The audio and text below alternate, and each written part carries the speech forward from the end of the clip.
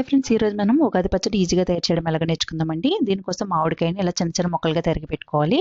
అలాగే బెల్లాన్ని పౌడర్లా చేసి పెట్టుకోవాలండి. మనం ముక్కలు లేకుండా కొంచెం పౌడర్లా ఉండేలా. చింతపండుని మనం నానబెట్టుకుని గుజ్జు తీసి పెట్టుకోవాలి. పక్కన కొంచెం పలచగా ఉండేలా చూసుకోండి గుజ్జు. అలాగే కొబ్బరికాయని చిన్న చిన్న ముక్కలుగా కట్ చేసి పెట్టుకోండి. వేప పువ్వు కాడలు లేకుండా పువ్వు మాత్రం ఉండేలాగా జాగ్రత్తగా చేసుకుని పెట్టుకోండి. అరటిపండుని చిన్న చిన్న ముక్కలుగా కట్ చేసి పెట్టుకోండి. గులసెనగ పప్పు పెట్టుకోండి.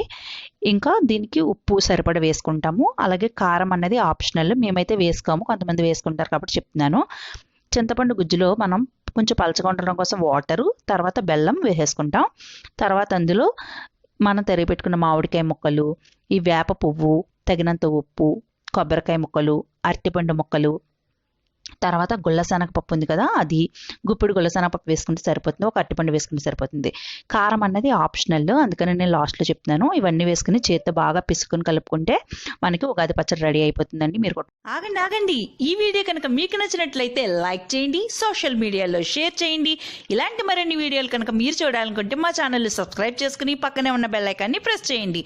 Please subscribe to my channel and hit the bell icon for notification purpose.